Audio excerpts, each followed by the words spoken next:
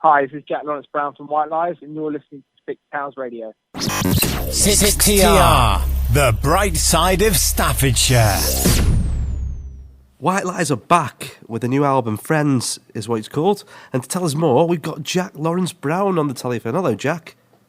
Hello, mate. How are you? I'm good, thank you. The album's out this week. It's called Friends. I know White Lies, there'll be a message in the title. So what is that message?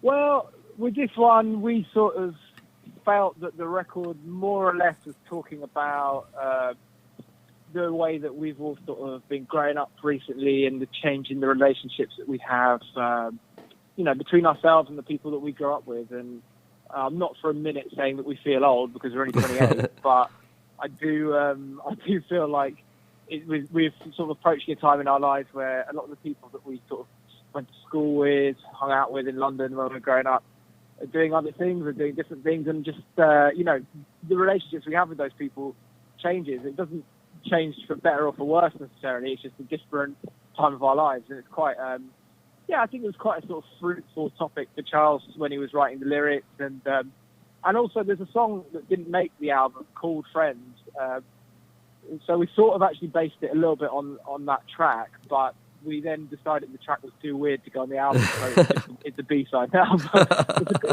I've listened to it again recently, and it's a cracking track, but it just didn't have a place on the record. So it's available on the special edition box set of the record. So if people are like into weird B-sides, it's definitely something worth buying. I've only got the normal album, so I'm going to have to source that. But the album is out on LP, CD, cassette, the special editions and everything like that. That's quite fun to have all these different formats. Yeah, we like sort of pushing our record label as far as we can in terms of seeing what we can get away with. Like, we obviously we're going to do a vinyl version with, the vinyl versions of our records always sell really well, and we've been really proud of the artwork on a lot of the recent releases that we've done. And this one especially looks just so cool. We did a special edition picture disc actually of this vinyl, which is like the best thing I think we've ever released in terms of a physical product. So yeah, we thought why not go the whole hog and do cassettes as well. I've still got a cassette deck in my car, so I'm not able to listen to it. That's fantastic. When you come back to the UK, you'll have to get a new £5 note to see if you can play the vinyl. Have you seen videos of people doing that? No, what's that? Yeah, the new £5 note, apparently you can use it to replicate a needle on a record deck and it'll play. Very rubbishly, vinyl records. That's amazing. That's very cool. I'll definitely be trying that when I get my hands on one. Yeah.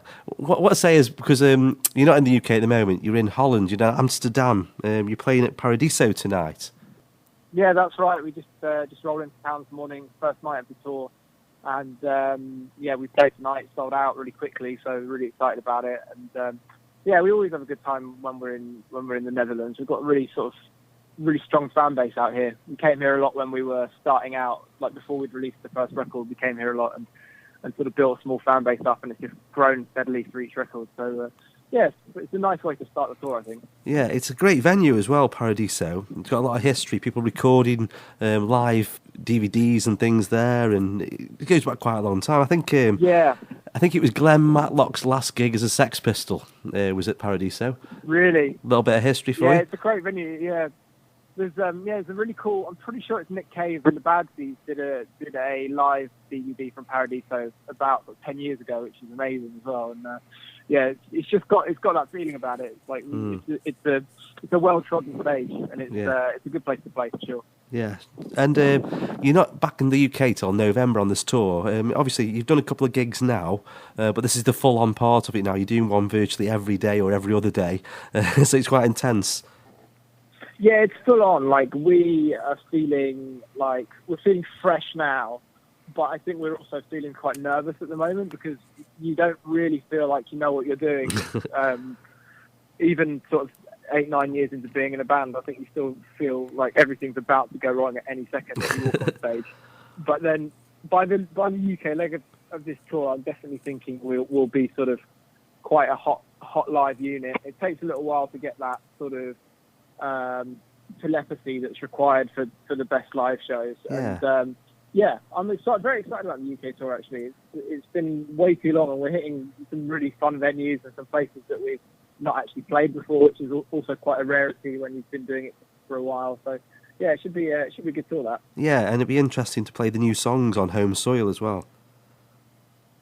Absolutely, and the few warm-up shows that we've played so far on this sort of mini tour that we did last week when the album was launching, we were already getting a sort of idea of what songs off the new record people were going to really like, which songs were going to work live, and that's always a slightly sort of intriguing battle that you have to put your own emotions aside almost when you're trying to work out a live set when you've got a new record out, because you've all your personal favourite songs, but actually what matters is what the people want to hear you play. So you have to play through the songs quite a number of times before you really feel like you know what exactly is the correct set list. Okay, yeah, that's cool. Of course, you're doing promo at the moment, doing gigs. You were shooting a video the other day. Are you getting used to being full on back in the band? After a bit of a few years off, should I say? Yeah. I mean, it feels like. This side of it is very much something you have to get reacclimatized to. We did two videos in 2 days this week, actually, just Wednesday and Tuesday, just gone. So that's been quite full on experience, and I think we're sort of all feeling more settled in. Like we had the first night on the tour bus again last night, and that's always a good way to break yourself back into the rigors of touring, because it's an interesting way to spend the night. But I felt good about it. I can sleep anywhere, actually, so I'm usually okay. Well, in the video, didn't you play somebody who struggles to get up in the morning?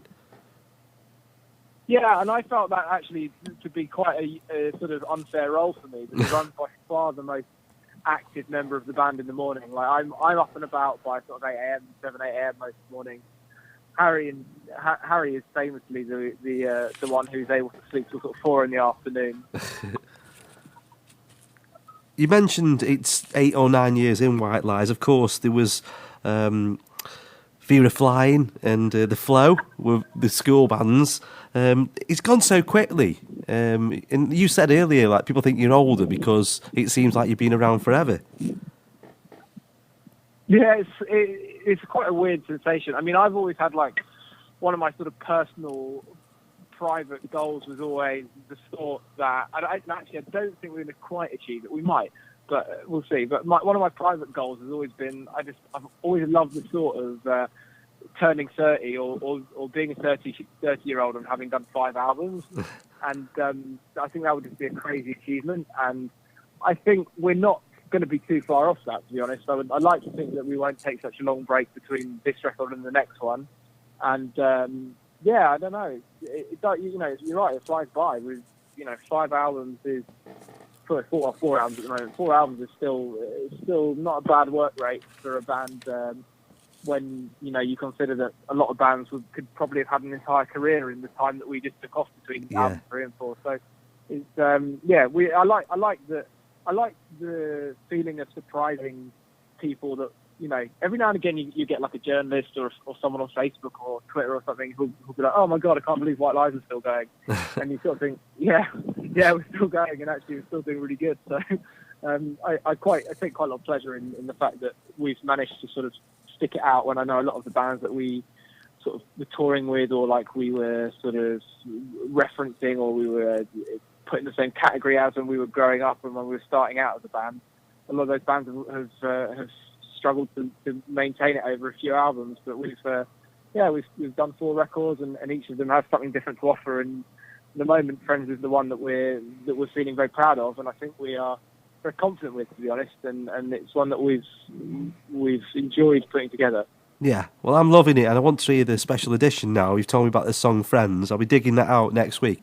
Yeah, it's very much worth your looking for those extra bonus tracks, because it's quite a rarity for White Lies. We actually have more songs than we needed for the album, and all of the 4 tracks that didn't make the record that are B-sides could have been on the album, and they're all quite weird, so they're worth investigating. I love that. I'm a bit of a musical geek. I will dig out live performances and remixes and stuff like that, so I do like it. Great. Well, best of luck with it anyway, Jack, and enjoy Amsterdam tonight, and we'll see you back in the UK very soon. Thank you very much, mate. Cheers. Bye-bye. Bye-bye.